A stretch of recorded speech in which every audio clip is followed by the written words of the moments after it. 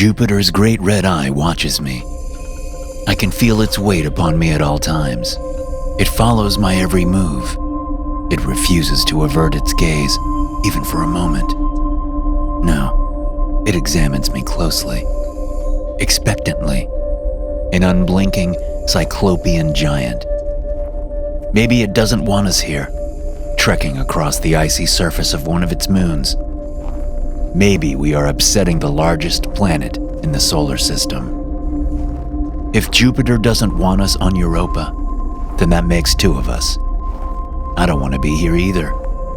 I would rather enjoy my time back home instead of freezing on an impossible mission, drilling a hole in the moon of a distant planet. This isn't my ideal job, but it pays extraordinarily well. With how my life is back on Earth, a big paycheck changes the game.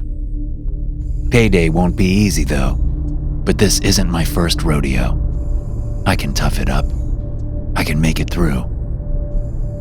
Space is already cold, but the frozen crust of Europa makes it even colder. Thankfully, our suits withstand these kinds of temperatures. Their internal heating systems keep me from completely freezing.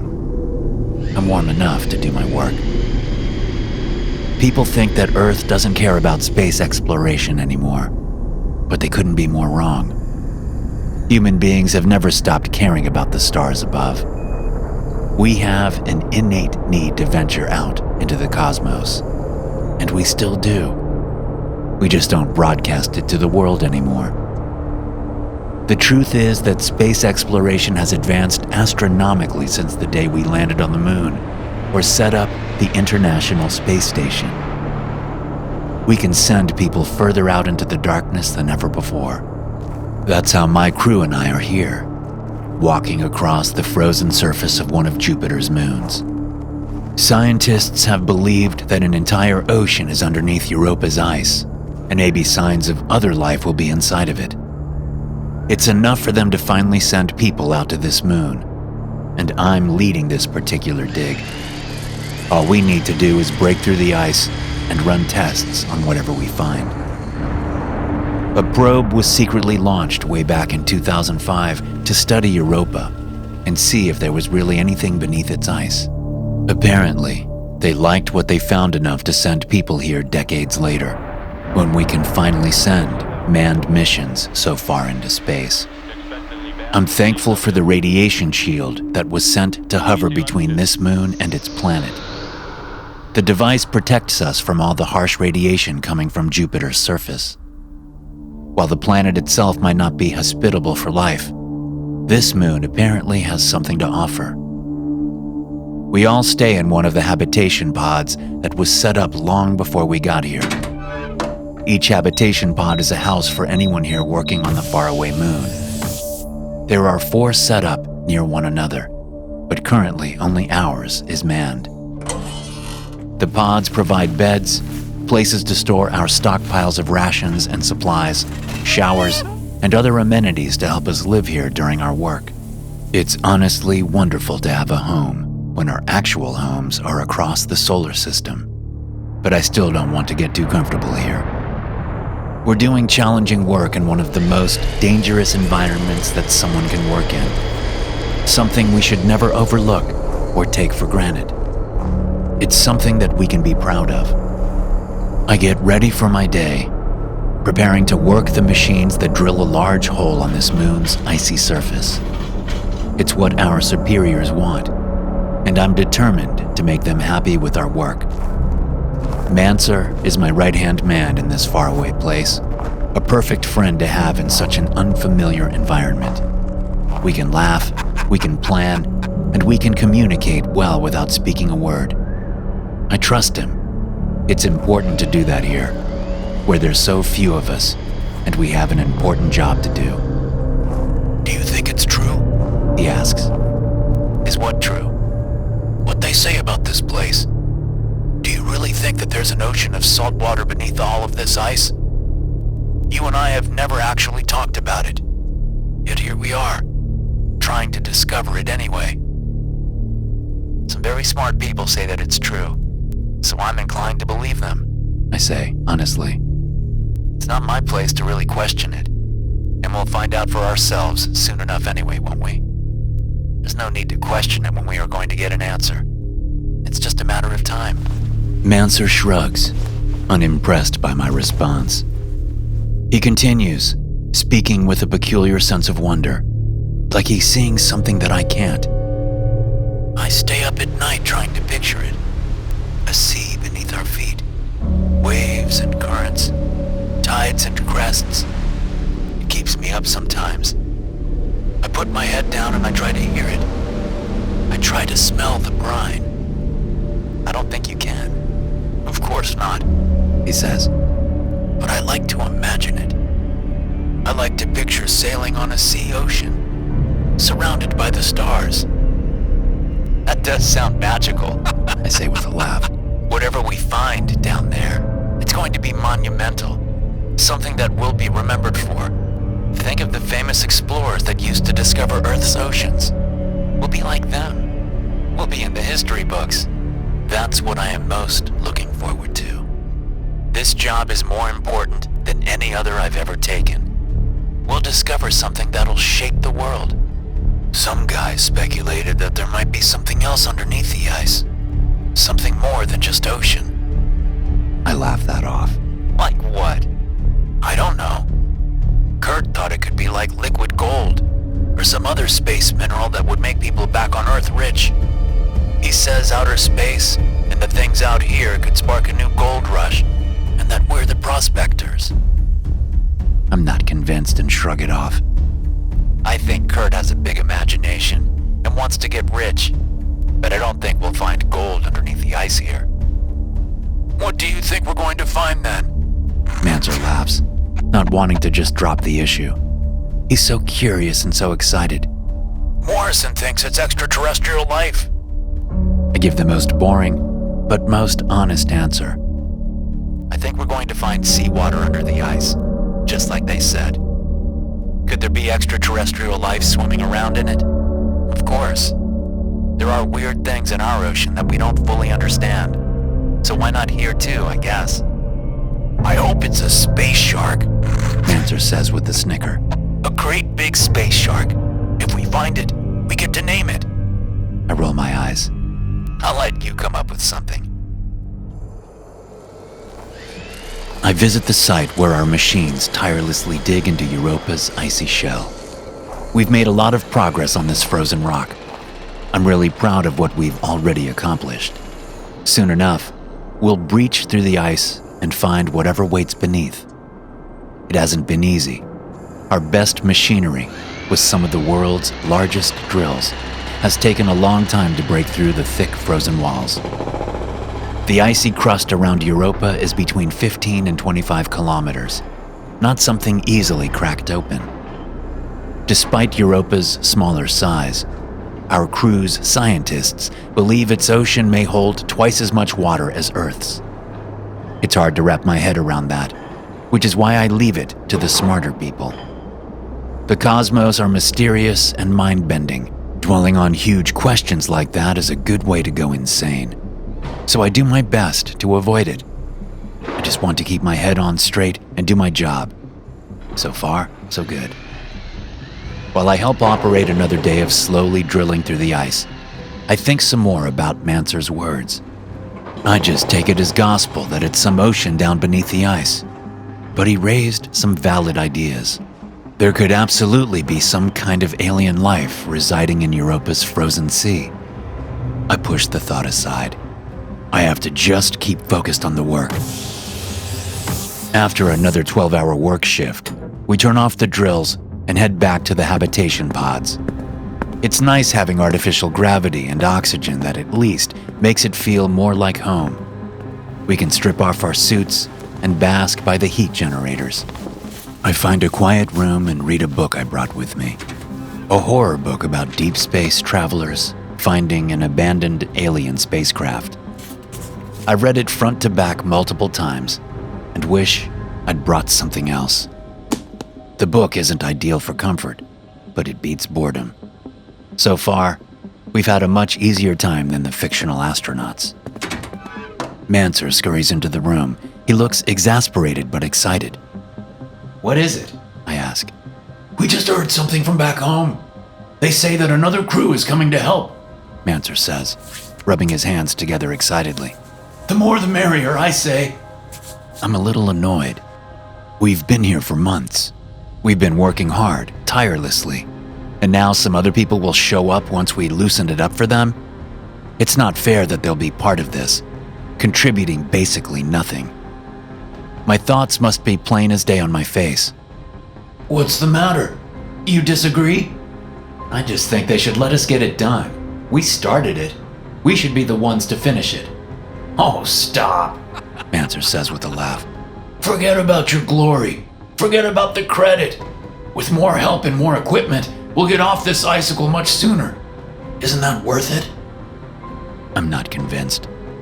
I've gotten used to this icicle, and I'd rather not split the paycheck with these newcomers. Maybe we can breach the ice before they get here. Manser stares at me, utterly shocked. Wow, it means that much to you, doesn't it? Shouldn't it? I counter. We've sacrificed so much already. Why split the rewards with people who've done nothing? We're going to still be paid. It's not just about the money, Manser. I want to be remembered. Most people on Earth don't even know that we're out here. When they do, I want my name attached to this piece of history forever, and I want our work to be recognized. We shouldn't have to share that with anyone. I see your point. He's not very convincing. He just wants to say whatever will get me to quiet down. You really think that we can break through before they get here? We're close, I say. We'll just take fewer breaks and readjust some equipment. It's still going to take them some time to get here. When they do, I want to tell them they're too late. I want to show everyone that we did this. All right, Manser says, still concerned. He's loyal, though, and he always wants us to be on the same page, even when he's apparently on a completely different chapter. I'm with you, of course. I'll get the crew to work extra hard. Maybe you're right. It might be nice to have those people come all of this way for nothing. That's the spirit. The possibility of having another team take their credit reinvigorated the crew. We can breach the ice of Europa before anyone else comes. I know we can. The crew operates the drills, lowering them deeper into the chasm in the ice. We're pushing further and further until we find whatever is beneath this frosty shell. I stare across the frozen surface of Europa. The rest of the moon is nothing more than a gray waste. We've only disturbed a small section with our drilling. Maybe someday, after we've made our discoveries and been documented for all time, someone else will crack this moon open and really let it be the ocean that they claim it is. Thankfully, that'll be someone else's monumental task. We're just the ones taking the first peek. I stare down at my boots and at the ice beneath them.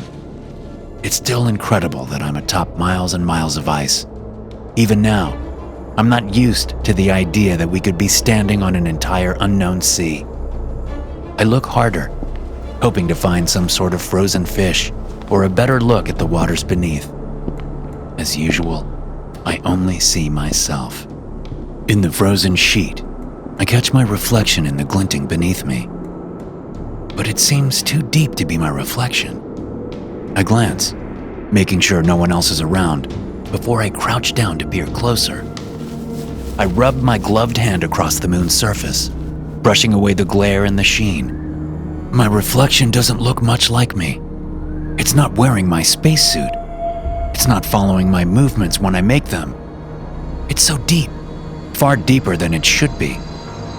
It's just down there within the thick block of ice, frozen, peering up at me with a permanent stare and a deranged smile. I fall backward. When I dare to look back, the frozen figure down there is gone. I'm gone. I look away from the ice and instead turn my attention to the largest distraction around, Jupiter. The planet's large, singular red eye still stares at me. It must have just seen what happened. It saw me get scared by something that's not even there. I don't know why, but I feel embarrassed, even though no one saw me but the planet below. It was just some trick of delirium. I've been working too hard to get the drilling done in time. I just need rest. Yes, rest will do me a lot of good. The days after go by as usual, and I refuse to look down at the ice. I don't want to see what I saw before. I don't want to remember the images caused by my fatigue, but they haunt me at night. Thankfully, something comes to Europa to distract me, even if I don't like it. Light spills out of the sky as the new cruise ship arrives. I hate the sight of the ship landing nearby. It's an insult to everyone that's already here, and I can feel the collective aggravation of my crew around me. None of us need this backup, and none of us want it either. No one asked for them to send the cavalry, and it's disrespectful that they think we need it. I just wish we had finished digging. They're here, and the ice still isn't breached. They're going to help us with the work that we're almost finished with. My crew tries to give them a polite greeting, though, as they disembark from their spacecraft and move toward the habitation pods. The pod that's next to ours will serve as their quarters, but I didn't clean up for them. The leader moves toward me in his spacesuit, taking in the surrounding sights. He clicks on the radio, and I hear his voice through my headset when he comes close. Beautiful day, isn't it? None of us even crack a smile. He looks so refreshed, so well rested, while we've been toiling away, drilling through miles of ice. None of us share his sunny disposition. I'm Commander Gavin Creel, and I've been looking forward to coming here to Europa to lend you all a hand. Or in this case, 24 more hands. No one laughs, and again, no one smiles. Gavin Creel's smile falters a little. Maybe he's realizing that we aren't the audience that he's hoping for. Do we look like we need more hands? I ask him, glancing at his 11 other crewmates.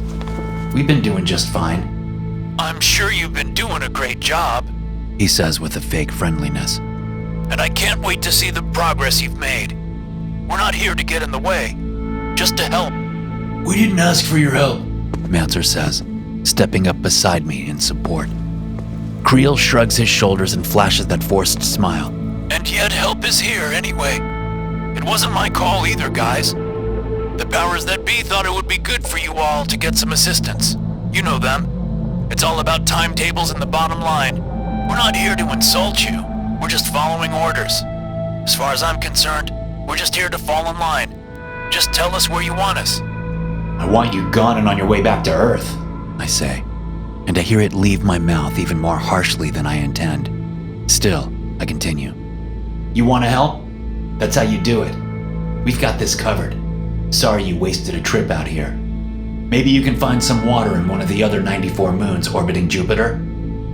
Commander Creel smiles and laughs again. But there's not even fake friendliness this time. No, the laugh is one of irritation, and the smile on his face curls venomously. I'm afraid we can't do that. I get that you have a job to do. So do we. I would rather that we worked together. I was willing to figure that out. But if you're going to become a problem, then we're just going to find a sensible solution. You are the only problem here. We've got this under control. Your employers disagree. If they thought you were doing good work, we wouldn't need to be here, would we? I'm done listening to him. I don't waste another word speaking to him.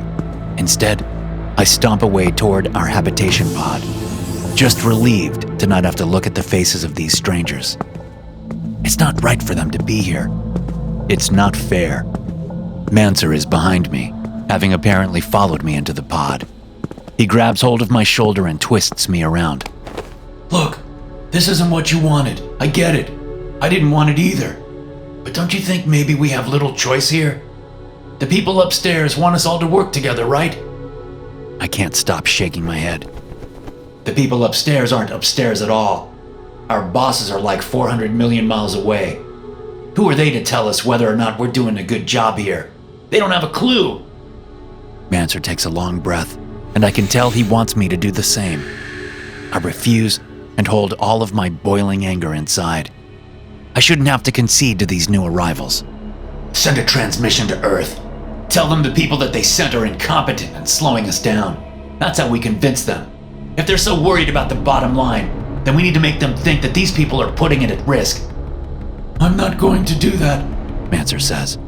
My anger must be very evident, because he quickly stammers out an explanation before I can start screaming. I won't lie to them. That's not the kind of person I am. It's not a lie. It's an inevitability. We don't know that yet. I do. It's obvious. You saw them. I saw people that might help us finally finish this operation. I have the same reservations about it as you do. I was on board trying to break through before they got here, but now that they're here, why not let them help out?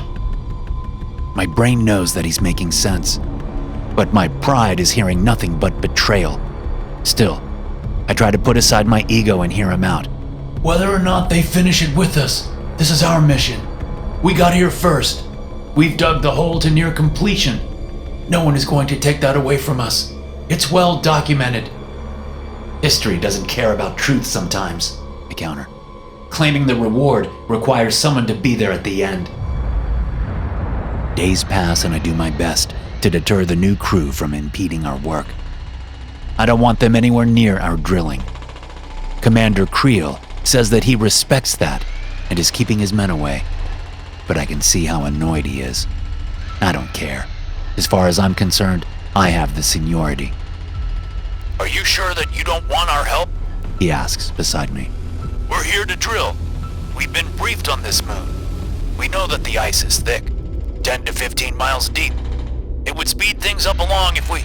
You know nothing about this place, I say coldly. You just got here. We've been here for a very long time. So yes, I am sure that I don't want your help.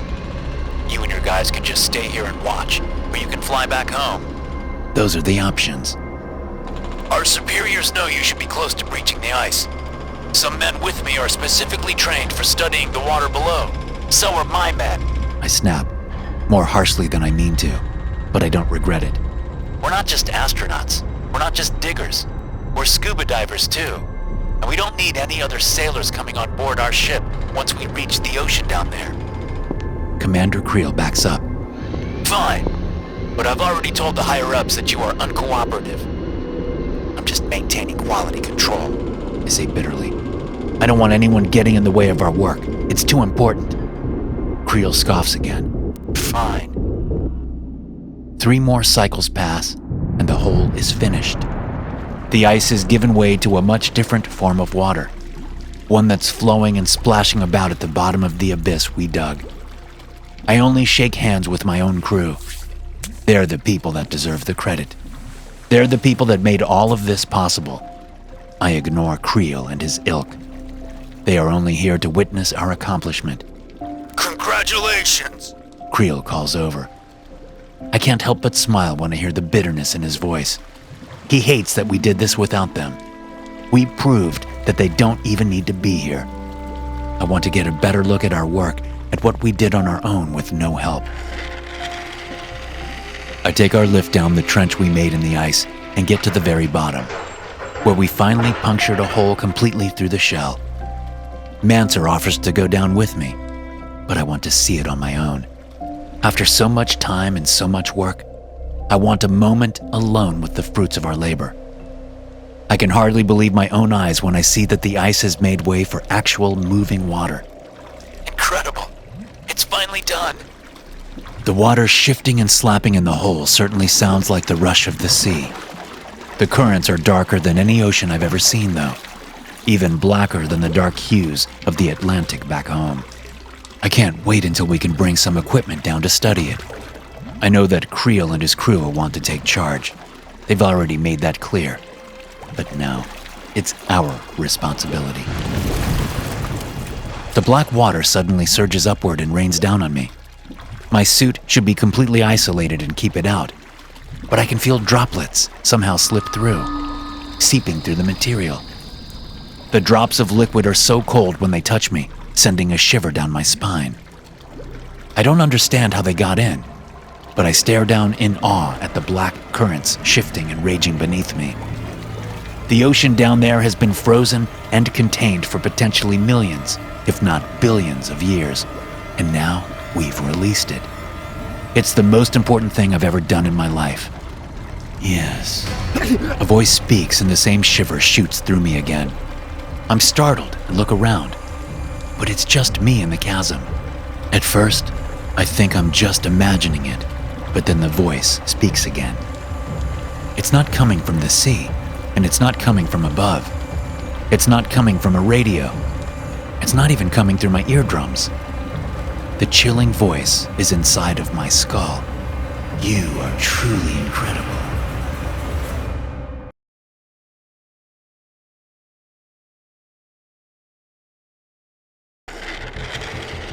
By the time I reach the top of the pit, I'm waiting for the voice in my head to keep speaking. It doesn't, so I keep telling myself that I just had a moment of confusion. I misheard something, or I just imagined something down there when I was looking into the water. I look across the moonscape at the other team. They're whispering and chatting among themselves on their own personal frequency. They don't want us listening in. They don't want us to hear that they aren't the friendly strangers they've been pretending to be. No, it's obvious to me. They're here to ruin this for us. They're here to take everything. They will. Who said that? It isn't anyone on our radio channel. It doesn't sound like it's coming through the headset at all. No, it's definitely coming from inside my head. They shouldn't be here. The voice is in my thoughts, but it sounds nothing like me. I'm not thinking about these things. I'm not saying these things either. The voice is gritty and sneering, like it's growling behind clenched teeth. This isn't how this was supposed to go. This was supposed to be your moment. This was supposed to be what you will be remembered for. No one will remember you now, especially after they ruin it. I nod my head in agreement. No. Agreement with what? With a voice in my head that isn't actually there? No one's talking to me. I just need rest. This place is getting to me. You can't rest now. The voice shrieks and jolts me to attention. If the voice is fake, a figment of my imagination, then how did it just rattle my skull with how loud it is? If you rest, they will take advantage of that. They will get ahead of you. They will explore it all before you have the chance to. You will sleep through the whole thing. I don't want that. I can't let that happen. They're here to steal from us. I have to be on guard. If I show any sign of weakness, any need to rest, they are going to pounce on that and use it against me. They will tell our superiors that I am sleeping on the job. They will tell them that I'm lazy. They will tell them that I'm unfit, or send me back to Earth to rest. If you snooze, you lose. That's what they want. They want me to sleep, so they can take everything when my eyes are closed. Yes, exactly. I can see it so clearly. They're terrible at hiding it. They're going to rob us blind when we can't do anything about it. That's what they really want. They're going to ruin you. I nod. I know. There's silence for a long moment while I stare across the frozen surface of Europa. I glance down at my feet and I see myself on the ice again. The still gaze of my doppelganger down there peers into my soul. But it's the wide grin on my face that really sends another shiver through me. I don't understand what I'm seeing down there, and I don't understand who's talking to me now. Somehow, though, I can't stop paying attention to the things that shouldn't be there. When the voice comes back, it's more forceful than before, but it makes even more sense. That's where you will end up if you let them win. You will be down in the cold, in the cosmic sea, where no one will ever find you. Are you going to let that happen? No, I whisper, though a part of me knows that there shouldn't be anyone around to hear me. But someone does hear me. Then you know what you have to do. You have to ruin them first. How? I ask, trembling a little. I can feel something inside of me that's calming my nerves. My legs stop quaking and my hands aren't shaking anymore. I'm filled with something new, a kind of courage that I've never had before. It feels like purpose, real purpose. You know, protect your work. There is no time to rest. You have work that needs to be done. That's right. I'm here to work. I move across the ice, toward where Creel is standing and scanning the surroundings. He shoves some rods into the ice, trying to get them to stick. He's struggling with it. I laugh a little under my breath. Look at him, flailing about. He has no idea what he's doing. He shouldn't be here. He's only getting in the way. I look around and find no one else. His crew has gone back into their pod. Good. They shouldn't be out here. Beautiful night. I hear the words come from the voice before I say it aloud myself. Beautiful night. Creel jumps a little, clearly startled. He relaxes a little once he sees me. He presses a few buttons on his wrist to match his radio to my frequency. Oh, it's you. Just me. The voice laughs a little. I can feel its glee, and it makes me happy too. He speaks a little awkwardly. I figured you would head to bed with the rest of your crew. There it is. That's what he wants. You snooze, you lose. The voice coos in my brain. He wants to ravish you in your sleep, ruin everything that you've spent every waking hour building. No, I say, much more loudly than I meant to. I can't help it. It's so infuriating hearing his intention so plainly. He wants me to sleep. He wants to steal from me in the dead of night. I take a breath, but it feels so much heavier than usual. no. I like coming out here when my crew is resting. Just don't neglect your own rest, okay? We all do better when we've had a good night's sleep. I'm sure you think that. I say, and I feel my voice reverberate with something strange. Something that doesn't even sound like me. You want me to sleep. Creel laughs a little nervously, examining me, concerned. I'm not here to put you to bed and tuck you in. I just think that a little bit of rest always does the body good. But here I am, not taking my own advice. What are you even doing out here? I ask. I'm familiarizing myself with the terrain. If I'm going to be here for a while, I'd like some good, comprehensive scans of Europa. Were our initial scans not sufficient? It's not that. He says with a little chuckle. No offense meant. I just like to do things on my own. To see things for myself sometimes. You don't think our work is satisfactory, do you? I growl. That's why you're here. I already told you, it wasn't my call to come here. We're here to help. We're not here to make things harder. They are making things harder. They're ruining everything, and they know it too. Look at him. He's lying to your face. We broke through the ice today. I say without even meaning to. I'm practically whispering it to him. We did that without you. We did, not you. I know. Creel says. That's something that you all should be extremely proud of. He doesn't mean that. He doesn't care. He doesn't respect your work. He wouldn't be here if he respected your efforts. I nod. Creel shoots me a confused glance when my head bobs. Are you sure you're all right? You don't look well at all. I really think you should rest with your team. We can hold down the fort in the meantime. It's not a problem. There it is again. He wants me to sleep. He's almost forcing me to. He's trying to make me think there's something wrong with me, like he knows best. He doesn't. Show him. Show him your work. Make him see with his own eyes what you've done. I nod again. I don't need sleep. I just need to show you our work, so you really understand what we've done here. I'd like that. I bet he would. He will. Show him. Show him everything.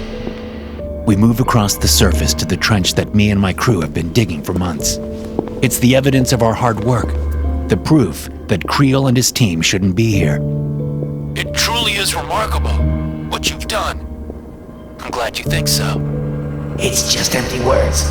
The voice snaps at me. He's placating you. He wants you to think he's done trying. Don't let him fool you. Show him more. Show him everything. Do you want to see what we found underneath the ice? I would very much like to. Creel says with some genuine excitement. Is it dangerous? Of course, I say with a laugh. but we're standing on one of Jupiter's moons in the middle of outer space. Everything is dangerous here. That's a fair point. The lift brings us down the hole. As we descend, I can feel Creel grow nervous beside me. If he fears the hole that we dug, then he shouldn't even be out here.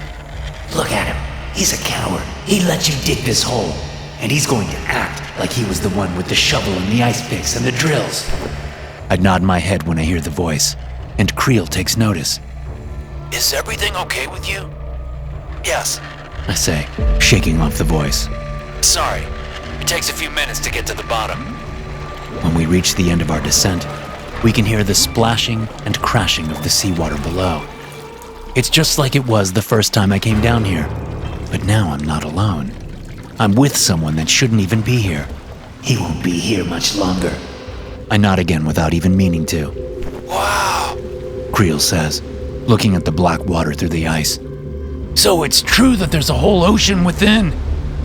I remember the way the black water spurted out. I remember how cold it felt, even through my suit. I remember the feeling that washed over me. The voice in my head pushed away those thoughts and spoke through me. I think it's even more than that, I say, distantly. I know I probably sound strange, and I'm not even sure why I'm telling him any of this. What do you mean? I'm not sure. Show him what you mean. The voice snickers. Show him everything you found. There are currents and tides, that much is clear. As far as other similarities to our ocean, that's something that we'll have to run tests on. Sea life? Not sure yet. I say honestly. But considering how much of our own seas are unexplored, it will take some time to learn all of that. He's going to take everything from you. He's going to claim this ocean for his own. He is going to take it all. Creel stares down into the water. It's truly incredible to think that we're here, that we were on the mission when we breached the ice of Europa. See? The voice hisses. We. It's not we. I say, quietly. You weren't part of that. You didn't do any of this. Creel stammers, but laughs a little. Oh, come on. You know what I mean. Semantics. I'm here in these early days when we could begin the research, that's all. It's a group effort. My group. I growl. I can barely hold back the anger rising in me. Not yours. Will you relax? Creel says. Put the ego aside for a second. I didn't mean any offense. No, you just meant to come here and take the credit for all of our hard work. Do you really believe that? I shout more loudly than I mean to. That's what's happening! Creel takes a breath and shakes his head. You've clearly been out here too long if you actually think that. You're out of your mind and suffering from paranoid delusions. I'm going to have to let the higher-ups know, and we'll be able to get you the help that you need. Because this is clearly not the environment you should be in. You're the one that shouldn't be here. I grab hold of his shoulders and slam him against the wall of ice behind him. He's stunned for a moment, and I see his eyes widen with terror. He wasn't expecting this. Neither was I. I just need him gone. I need him to be somewhere where he won't ruin everything, where no one will ever find him. What are you doing? He's dazed and confused. Panic sets in. I can barely hear him over the shouts inside of me. Yes, get rid of him. He should never have come here. I slam him against the icy wall of the chasm again and again. He's yelling out, crying for help, but no one can hear him down here. Everyone else is asleep. It's just him and me at the bottom of the deep pit. No one can help him, and no one can stop what I'm doing. Not even myself. I see the visor of his helmet crack when it slams into the wall of ice. I watch as he suffocates within his suit, as the oxygen leaves him and frost coats his face. It's not your fault that his suit malfunctioned. I nod. That's right. His suit is poorly made. So he came here poorly equipped, just as I thought. I watch as he chokes for a few more seconds and then grows still. His frozen eyes stare at me, just like Jupiter's big red eye stares at me. I hate it. This is what needed to happen. Get rid of the body. I need to hide Creel's corpse. The others can't find him. They can't know what happened down here. Look down. I look into the breach, where black water is splashing around beneath us. There's an entire ocean down there. Murderers have dumped their victims into bodies of water before. It's the smart thing to do. They'll never find his corpse at the bottom of an alien ocean. We aren't in the Navy, but I bury Commander Gavin Creel at sea. No one will ever find him, even once we break through more ice. I take the lift back up the icy chasm. I admire my team's work during the rise, running my hand along the icy wall as I keep rising. I entered the hole with another person, and I'll be climbing out of it alone. As the lift keeps moving up, I see my reflection in the ice walls around me. It's just like it was before. I'm frozen within the block of ice, and I'm smiling. I hardly recognize myself, but it's easier to see the resemblance now. I reach the top of the pit and return to the hibernation pods. No one is around. No one saw anything, but I still feel like I'm being watched. I turn around. Jupiter still stares right at me with its enormous, singular red eye. It's looking right at me. It saw me. It saw everything. I sneer at it, but my anger doesn't feel like my own. Stop staring at me. I turn away from the gargantuan planet. Even if it saw what I did, it's not like it can say anything or do anything. No, despite its stature, Jupiter is powerless. Only in the habitation pod do my thoughts flow back to me. I can hear my own voice, and every thought I have is full of panic and utter guilt. I tear my suit off and my body trembles underneath. I stare at my hands, barely fathoming what happened in that chasm. I killed him. I know I did. I shouldn't have, but I couldn't help myself. He needed to stop getting in the way. He needed to stop trying to ruin our work. He needed to... Did he need to die? Yes, you were right to kill him. You know what he was doing. You know what he would have continued to do if you let him. You're not just helping yourself. You're helping all of the people that worked hard to unearth the water below. I am, I whisper. I'm doing this for us. For my crew. But I don't know if he needed to die. He did! I flinch and nearly fall over. The voice is so loud, so angry. And it doesn't belong to me. I thought maybe it just changed, but no, it's not me at all. It's someone, or something completely different. It's not my usual train of thought. It's not even on the same track. Who are you? Why does that matter? Because you made me do that. I didn't make you do anything. That was exactly what you wanted to do. What you knew needed to be done. You did that, not me. I just helped you find your courage. The man is dead because of you! The voice laughs in between my ears. It's a venomous, hateful, gleeful little giggle. You wanted to do it, and you know it was the right thing to do. Think of how much better you feel now. You don't have to worry about him getting in the way or him stealing from you. Things are falling back into place. I shake my head. Things are not falling into place. His crew, they're going to have questions. They're going to know that something happened. I'm going to be everyone's first suspect. Then you'll get rid of them too. I can't. Of course you can. You already did it once. What's one more, or 3 more, or 10 more? They're going to keep being a nuisance. They're going to hover like vultures, waiting to steal all of your work. I can't. You will! Hey! I turn to the room's entrance where Manser stands, staring at me. He eyes me up and down with a great deal of concern. Who are you talking to? I can't find a good answer.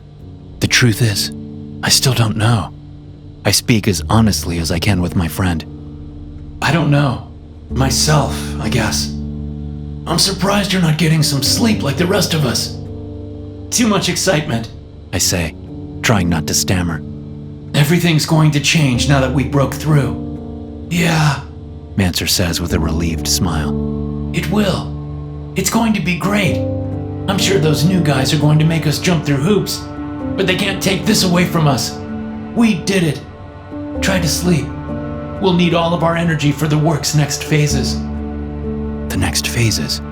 After all this digging, I'm excited to study the water in the ice. Then again, I already got a close look at it when I got splashed. My whole body trembles and a horrible thought comes to me. The black seawater seeped through my suit. I felt its icy touch. Maybe it wasn't the only thing that touched me. Maybe there was something in the water, microscopic life forms or something. Something got into my suit and then it got into me. I remained silent though, Part of me wants to tell Manser about it, but another part, maybe the same part screaming in my head, keeps me quiet. But seriously, Manser continues. you don't look good. Get some beauty sleep. Will do.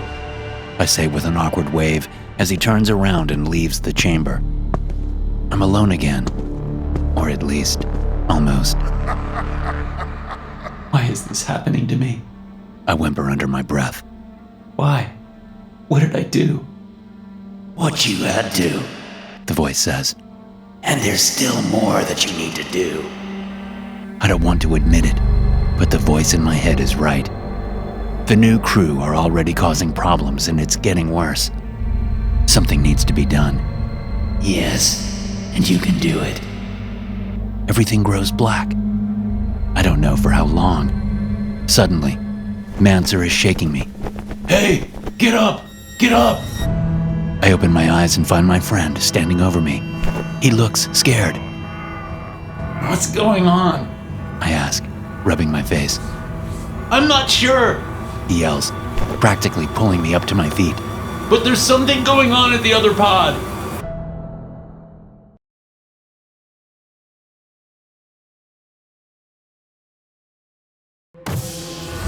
We enter the other habitation pod. Immediately, some crewmates retch, repelled by the sight. They can't stomach what's inside, and I don't blame them. I do my best not to ruin the inside of my helmet. Bodies float around the room.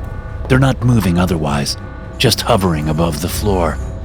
Something awful happened to the other crew. Some of their faces are still frozen with wide, fearful eyes and gaping mouths still open in silent screams. Others are much more clearly dead, with blood floating around their bodies. Stab wounds allow the red liquid out. What the hell? Manser yells out. What the hell happened here? I don't know. I say. Yes, you do. The voice says with a little laugh. I ignore it and focus on the gruesome scene. My group all move about the room cautiously. Manser goes from body to body to get a better look at them and then turns back to the rest of us. I don't see Creel. He's not here. Search the rest of the pod. I say. He's got to be around here somewhere. I know exactly where Commander Creel is. He's exactly where he is supposed to be, drowning in the core of this frozen moon. He never should have come here. None of these people ever should have followed him here. My crew are the only ones living on Europa again, That's how it should be.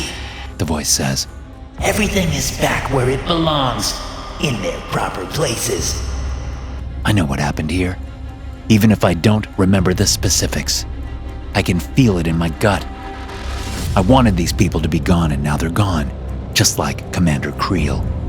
That's not a coincidence. I got rid of him, and a part of me knows that my hands are the ones that took these people's lives. The voice laughs in my lobe. Yes, that's right. You know what you did. Think. You remember. It was what you had to do. I do as the voice asks, and I try to recall what happened here. What happened during the space of time that I don't remember. I try to push through the blackout, through the haze, and find what I'm looking for. First, there's a singular image.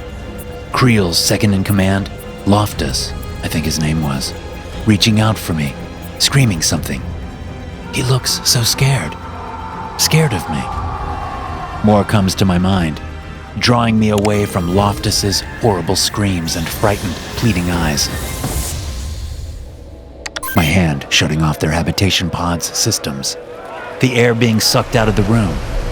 The artificial gravity is shutting down, so it's harder for them to fight back, harder for them to stop me. There's nothing that any of them can do. They flail their arms and swim toward me through the loss of gravity, but they're all losing their breath. Loftus is the only one that gets close. He grabs me. He's still screaming, still shouting so many profanities. Even when I grab a small ice pick and drive it into his chest, he's still calling me all kinds of names. He thinks I'm a monster. He thinks I'm a lunatic. Maybe I am. Or maybe it isn't even me that's doing this. The voice echoes through me. It was you. It was all you. No. It was what you wanted. No! I cry out aloud, practically shrieking, and my crew all look at me with a great deal of concern. Manser puts a hand on my shoulder. Are you okay? I don't know what even to say to him. I'm having arguments with a voice in my head. I think I killed these people. I buried Commander Creel in the ocean below our feet. I think I'm losing my mind. I choose none of those answers. Instead, I just shake him off my shoulder. I'm fine, Manser. This is just terrible. That's all. We return to our habitation pod. My whole crew is rattled by what they've seen. We all know that there are dead bodies just next door. We're trying to figure out what to tell our superiors back home about what happened. Manser keeps staring at me, even as I'm sitting there at the table, minding my own business. He's not looking away. You know you can talk to me, right? Of course. He's silent for a long moment, but he never takes his eyes off of me. Finally, he speaks. What did you do? What do you mean? I say, trying my best to act innocent. I mean that I find you awake while the rest of us are sleeping, and then the people that you don't want here are found dead and we wake up. It's just strange. Are you really accusing me of something? I'm not accusing you of anything. It's just weird timing. You saw what I saw.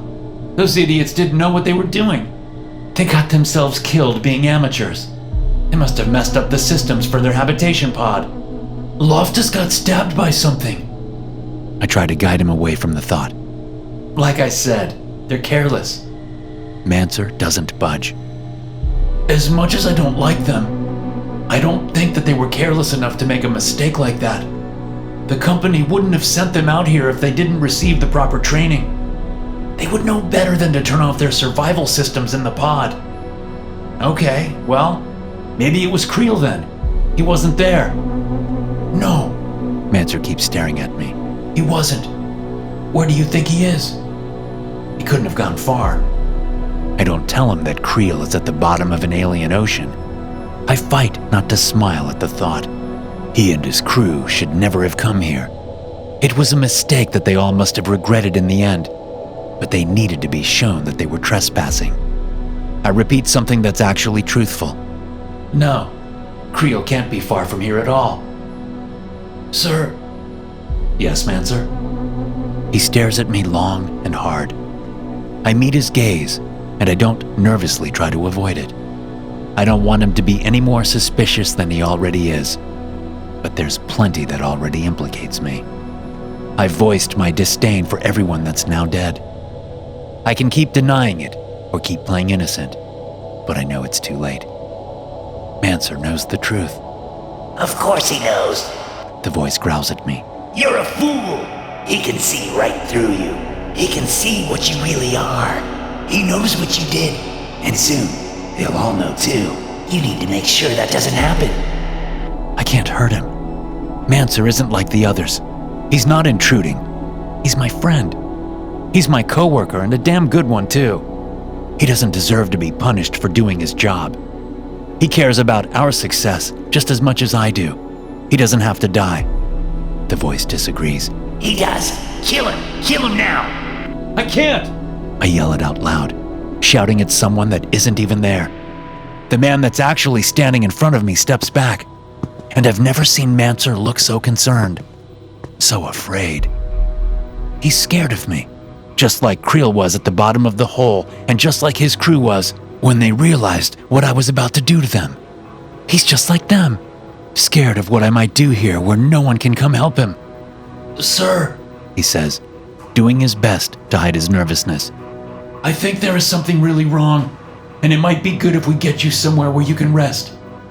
I can't rest, I say. We've gotten so far. We need to keep working. We need to finish the job and show everyone what we accomplished here. I can't rest until that's done, and then I will sleep. But right now? No. We need to keep digging. We breached the crust, he says. We found the sea down there. You deserve a break, and then we can keep going. Manser, you know me better than that. We came here to do a job, and we're going to keep doing our job until I'm satisfied. And when are you going to be satisfied? As much as I didn't want them to take credit for our work, Creel and his team could have helped us. See? The voice coos in my soul. Mancer is with them. He always was. He's no different. He doesn't understand your effort. He shouldn't be here. He's just going to get in the way of all of your hard work. I take an aggressive step toward Mancer, and I see him flinch. He really is afraid of me. Really? I ask him. We've been here all this time, and you don't trust me? You're not yourself, sir, Mancer says, taking another step back when I move forward. There's something very wrong, and I think you might have done something that you shouldn't have. And what do you think I did? I roar. Yes, make him say it. Mancer hesitates for a moment before taking in a long breath, like he's finding the courage in the artificial air around us. I think you killed Creel and his crew. I freeze. His words cut right through me. He's my most trusted friend out here. And now, he's looking at me like he doesn't know me at all. But he does know me. He knows what I've turned into. I feel a tear roll down my face. The truth of the situation is ripping me apart. I barely even know who I am anymore. But it's someone that even my own crew doesn't want. I don't know what happened. I mutter, my voice cracking. Something happened to me when I first touched the water, and you're right.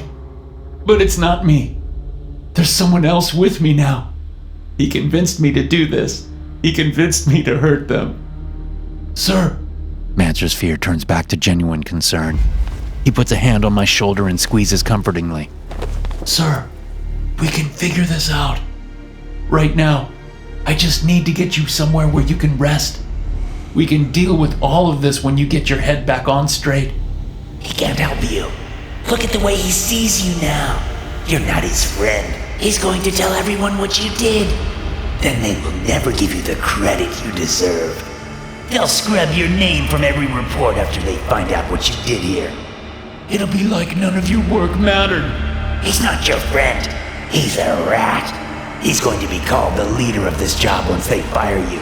Once they erase you. Mancer. I mumble, choking back more tears. Yes, sir. You don't have to do it. The voice says. I can help you. I can do it for you. I know what needs to be done, but the voice is right. I don't have the will in me to hurt my friend. I can't get rid of him. He's the best coworker that I've ever had. I don't want him to die, but he needs to. Okay, I say to the thing in my brain. You do it. Thank you. The voice is louder than it has been, shaking every fiber of my being. My bones rattle and creak like they're about to break apart. Every follicle of hair shoots up and stands on edge. My heart pounds in my chest, thumping harder, like it's trying to break itself out. No, like there's more than just one heartbeat in there. I'm sharing this body with the voice, and now I'm giving the voice limbs. It's really not me doing it this time. I'm just a spectator in my own head. I feel my body moving beneath me, but I'm not in control. I just float there and watch as my hands are thrown out in front of me and grab hold of Mancer's neck, bringing us both to the ground. I can feel him beneath my grasp, can feel my grip tightening around his throat and drawing life out of him. He's looking up at me. He's so confused and so scared. But when he's staring at me, he doesn't recognize me anymore. I hope he knows that it isn't really me doing this to him. I'm not doing this to him. The thing inside of me is, and it is enjoying every moment of it. Mancer tries to break free, but my body has strength I've never felt before. I'm stronger than I've ever been. Stronger than anyone has ever been. Let him go. Something strikes me hard, and I fall forward, unconscious. My crew stands over me. They all look frightened. They're acting like I'm a complete stranger. They know me, or at least they used to. What are you all doing? You attacked Mancer. Kurt shouts, helping Mancer to his feet. Mancer is gasping. but his gaze remains fixed on me. He's staring at me in utter disbelief. I've never seen him like this, but he's never seen me this way either. That's not all he did, He says. he killed Creel and his whole crew. He caused all of that. Morrison shakes his head. No way, that can't be right. Something's wrong with him. Manser says. Really wrong. You're not yourself. What happened to you? That's a good question, and I don't have a suitable answer for him. And even if I did, I can't answer. I'm not in control. The voice in my head speaks for me, and this time, it speaks through my lips. I am just ensuring that this great feat is appreciated and that the work is finished properly. That's all. No one should stand in the way. When I speak, or when it speaks through me, I see my crew all step back in fear. They can tell it's not me. That's a small comfort. Whatever terrible things are about to happen, at least they'll know that it isn't really me doing them. I don't want them to die, but it's too late now. I already gave the voice permission. It's in complete control of my body. We've been brought to Europa for a reason, and it's more than what our bosses want. It's not about what they think. We're breaking this ice for a better reason.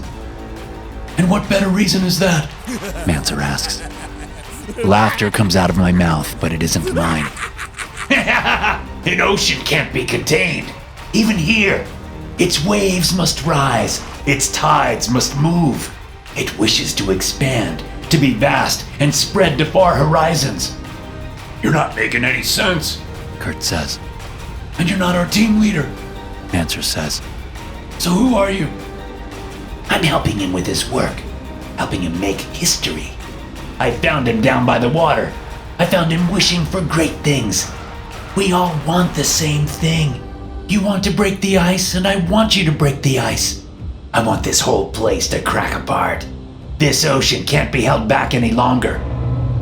I can't believe those words are coming out of me, but they are. All I can do is watch and listen as whatever is inside of me makes its presence known. I can show you all what you found.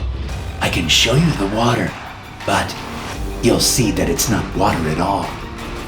We're not going anywhere with you, Manser said. You already made it clear what you want. You want to hurt us. So whatever you're selling, we're not interested. Just let him go, now. No. He will keep working to release the sea from this prison of ice. That's what's going to happen. We won't help you. You don't have a choice. My whole body trembles, and something moves inside of me, pushing through me, rising up my throat. I taste salt as black liquid pours out of my mouth and splashes down onto the floor. It pools while everyone backs away, all yelling to one another in sheer panic. Then the black puddle moves on its own, and the water shoots upward, like tendrils. It sprays in the faces of my crew, covering them in dark liquid as they flail around in fear, unable to get away. The water that comes out of me is alive. It's attacking them. It forces its way into their mouths, like it's waterboarding them, forcing its way down their throats. They try to get away, but the liquid won't let them. They're choking and falling to their knees, drowning in the dark, living water. After a moment, the tendrils of darkness splash back down into the puddle, and my crewmates all stand back up at attention. They don't look frightened anymore. They seem comfortable. More than comfortable. Some of them are smiling at me. It isn't their smiles anymore, though. It's the smile of the thing in my head. The same smile of my reflection in the ice. They're not the same men that I came to Jupiter with. They're just like me. They're probably hearing the voice in their heads now, too. You have your crew back, just like you wanted. The voice says in my mind, laughing. You can all get back to work. Your real work. I feel my body come back to me. I look down at my hands and my fingers clench when I want them to. I'm back in control, or at least have been given the illusion of control. My crew aren't so lucky. Manser, Kurt, Morrison, and the others stand there like drones, waiting to be commanded. For some bosses, they might look like the perfect employees, but I'm unsettled seeing them this way. Mancer. Mancer looks at me with distant, unfocused eyes and keeps smiling. When he speaks, it's not his voice. Black drops of ooze drips from his lips when he forms words. Yes, sir. How can I help? Mancer's body stands in front of me, but he's gone. The others are the same way. The thing inside of me spread to them, and it took them over completely. They're not who they used to be, and neither am I. So what happens next? I ask myself, but really I'm addressing the thing that still lingers in my body. What do you mean, the real work? The voice inside me, now making the decisions, shows me things. The images flash before my eyes in a horrible display of carnage and destruction. It shows me what's going to happen once we release Europa's ocean. We are breaking apart an icy dam, the one thing holding back so much dangerous power. Its black tides will surge through the galaxy. Its waves will wash over star fields. Its depths will drown entire worlds. It terrifies me at first, but then I feel something change inside me. I'm not scared of what's to come. I'm not scared of the inevitable future and the doom of our solar system. I came to Europa to do an important job. I came here to make a difference and to be remembered. This is even more important than what I thought it would be. We have the most important task of all. We are going to make real change that's going to be felt throughout the cosmos and beyond. It's going to be incredible. We are going to do it, no one else. We don't need any help with it. We're going to get the job done and see the results of all of our hard work. It's everything that my crew and I have ever wanted. No, it's better than anything we could have ever imagined. All right, I tell my waiting crew. let's keep drilling and break apart this ice. They follow my lead without question. We're all on the same page, and there's no one left to stand in our way. We put on our suits and leave the pod, stepping back out onto Europa's surface. They rush to the drills and machines. We'll pick up our pace now. We won't even need to sleep. We have a new boss now, and he understands us much more intimately than our old superiors. They insulted us by trying to send us helping hands when we didn't need them. They were bad to work for, but now we're finally going to be treated right. Eventually, Home will know that we succeeded. They'll know that we broke through the ice and found what is beneath. I stare across the frozen moonscape, excited for what is now going to come. We just need to keep up the good work, and we'll finally release more of what's beneath. I wonder if we'll unearth Commander Creel from his watery grave. I wonder if he regretted trying to take away our glory. No one will take it away from us now. This will be our proudest accomplishment. This wasn't a waste of time. This is our purpose. Jupiter is still watching. Its singular eye is transfixed on me. I'm going to give it a real show. Yes, the best show. Then it will drown, like all worlds will. Thanks for listening. If you enjoy these stories, be sure to subscribe to the podcast and check out some more of my episodes here.